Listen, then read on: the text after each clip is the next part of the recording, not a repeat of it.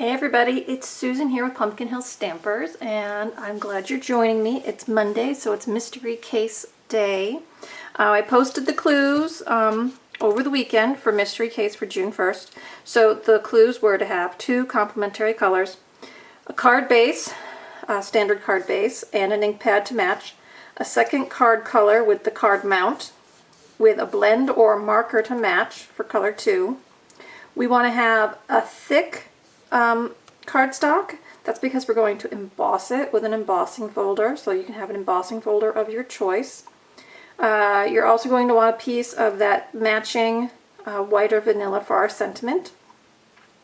I said sequence size framelits. Today I'm going to be using actually the nested framelits for mine, but you can have any sequential size punches or framelits that you have. You're going to want some white or vanilla ribbon. I said about 12 inches. And you're going to want either a sponge dauber, a sponge web, or a Q-tip. So anybody want to guess? Guess what we're going to do? Yeah. We're going to be using our sponges or our Q-tips with our ink, and we're going to add color to our embossed panel. So I chose Mary Merlot and Rococo Rose as my coordinating colors. As you can see, I've stolen 1 die out of that panel. Okay, that's for my sentiment. And then I have another piece that I'm going to die cut and stamp for the other sentiment. We'll get to that in a minute. And you can see I've used my embossing folder 3 times actually. Now, I chose to use the new Ornate Floral embossing folder. So it's a very small textured print, lots of little florals on there. So what I did was first I embossed the 5 1/4 by 3 7/4. This is going to be the face of our card that we're going to add ink to. Then I have a piece for the inside of my card because mine is a Mary Merlot. I wanted a white liner, and you can see I've only embossed maybe the bottom inch or so on my inner panel. And the way I did that was that I opened my folder. You put your cardstock in on the side, which is a little weird. You're going to have the remainder of it stick out, and then when you run it through your big shot, right, only what's in the folder is going to be pressed, and I run it through this way, okay? So I'd be cranking it this way, but you're only going to get that portion of it embossed. And then I've also embossed my envelope tab, okay, the same way. I put it in my folder, just like this, line it up. I would run it through flat, not fold it over the back. Right, emboss that, and then we've got an embossed folder. So I used that folder 3 times on this card. Okay, so now let's do some inking. I'm actually going to take a side step here, and we're going to go to our ribbon. So I've said it before, and I'm going to say it today. If you have white or vanilla ribbon, you can dye it to match your card colors. So I'm going to use my blend. If you have Stampin' Write markers, you can use those as well. You can even take some re-inker and put it in a little bit of water and then soak the ribbon, but it takes a little bit longer and you want the ribbon to dry. But look how easy it is to add color to my ribbon. I just literally am drawing right on my ribbon with my blender pen. So, and I'm just going to flip it over. Now, why did I do this first before I started doing the card? Well, I want it to dry. I don't want to have a whole lot of ink on my fingers when I'm working with my project, so this will give it a little bit of time to dry for me. And you can go right over that edge if you want to. Okay, it'll get right in all those little seams of that edge. So I'm using the Whisper White with the silver edge, but any ribbon that you have that's light enough, you can add dye to via the blends or your Stampin' Write markers and customize the ribbon color that you need. So I think that's always really cool. So if you can't find a ribbon to match a color for a project, make your own. Okay, so there's one tip. We're going to let that dry for a minute. Now, like I said, we're going to add color to our embossed panel. Now, you can do it with a sponge, you can do it with a dauber. I'm actually going to do it with the Q-tip today because not everybody has the dauber or the sponge in their collection of supplies as of yet, but don't let that stop you from experimenting. So I'm just going to roll my Q-tip right in my ink pad. Now this is a slow process, so take your time, and I'm just lightly going to brush that ink on. Now we've had other techniques where I actually ink the embossing folder, right, and then we run it through our Big Shot to transfer the ink and the texture at the same time. And so you're going to get a very similar effect, but this way you have a little more control as to lightness and darkness. And especially on this folder, I'm able to go back and add, if I want to, more detail to some of those specific flowers in my embossed pattern. Now see, that didn't even take that long. So I just keep going back to my ink pad to pick up a little more ink.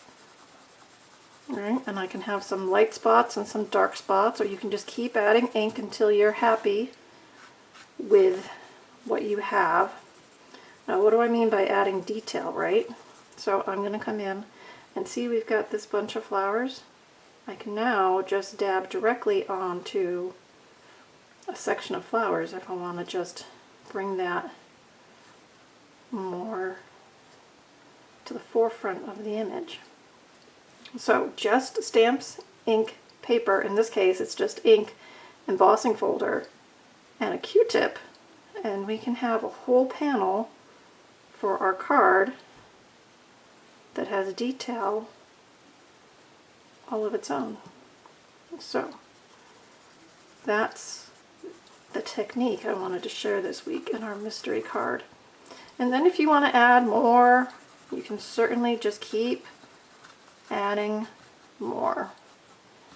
Okay, so easy peasy, right?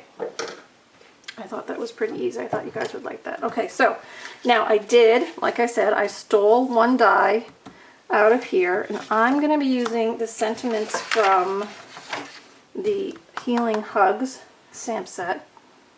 So, sending you wishes. So I'm just going to stamp this on my piece of scrap white. Okay, and then my matching die. So I had two dies.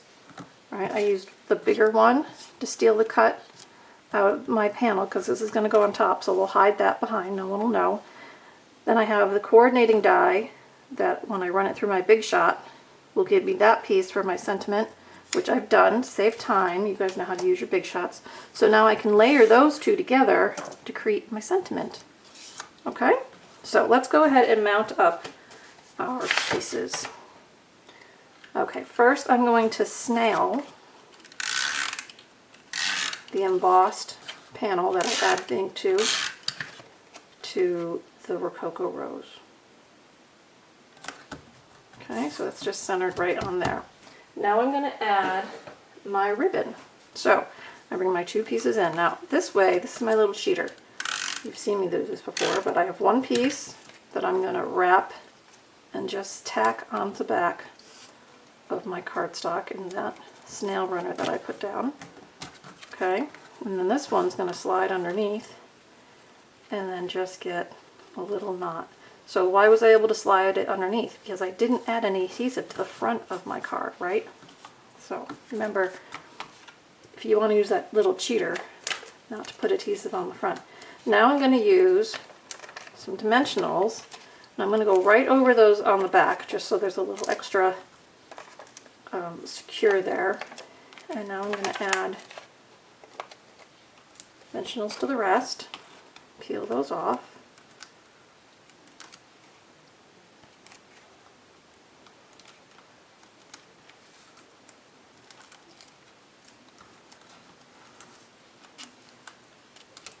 Okay, fingers don't want to work. There we go. So now we're just going to add this. Let's see, let's fold our card base. Let's give it a crease.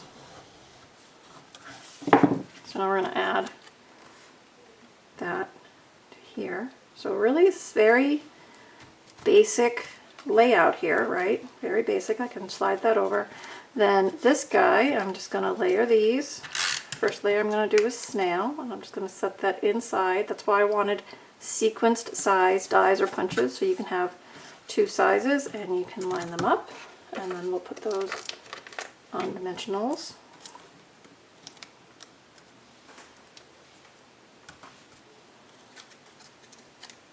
I'm going to put this just above that ribbon so more of that dyed ribbon's going to show. Okay, and then if I want to, I can trim this ribbon a little shorter. Just bring both tails up together, snip them at the same time, straighten them out.